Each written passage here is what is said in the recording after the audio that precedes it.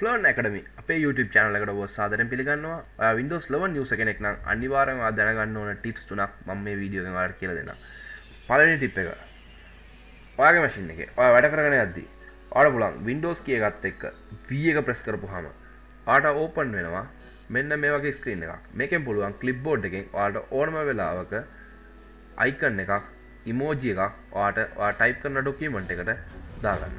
දැන් මෙතන ක්ලික් කරලා ඔයාලට පුළුවන් Windows V ගහලා ඔයාගේ document එකට emojis ඕන දෙයක් ඔයාලට add කරගෙන යන්න. ඕනම document එකක් type කරන්න පුළුවන්. Facebook chat එකක් වෙන්න පුළුවන්, WhatsApp chat එකක් වෙන්න පුළුවන්. ඔයාලට මෙන්න මෙතනින් add කරගෙන යන්න පුළුවන්.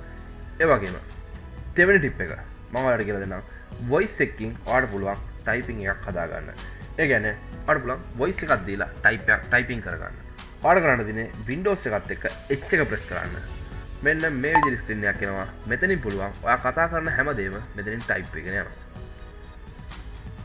Thank you for දැකල් අපි කතා කරන හැමදේම type වෙනවා. හැබැයි ඔයා English වලින් කතා කරන්න ඕනේ.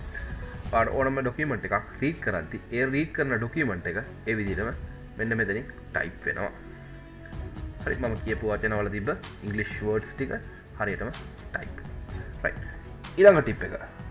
ඔයාලට ඕනම වෙලාවක ඔයාලගේ machine එකේ desktop එක බලන්න ඕන නම් Windows key එකත් එක්ක command press කරපුවාම ඔයාලට desktop එක බලන්න පුළුවන්. ඒ වගේම ඔයා key එක අතරපු ගමන් තිබ්බ back screen එකට ඒ වෙලෙම එනවා. Windows එකත් එක්ක command press කරන්න ඔයාගේ desktop එක වෙනවා. ඊළඟට ඒ key එක අතරපුවාම ඔයාලගේ normal screen එක ආපහු එනවා. ඒ වගේම අන්තිම tip එක විදිහට මම කියලා දෙන්නම් ඔයාලට. ඔයාගේ mouse එක අරන් ගිහලා sound icon එක ගාව mouse එක තියලා mouse එකේ wheel එක rotate කරද්දී ඔයාලට පුළුවන් sound එක වැඩි කරගන්න සහ අඩු කරගන්න Windows 11 වලදී. මේ වගේ tips ඔයාලට තවත් දැනගන්න ඕන නම් මගේ channel එක subscribe කරගන්න, යාළුවන්ටත් මේක share කරන්න. එයාලටත් මේක ගොඩක් useful වෙයි.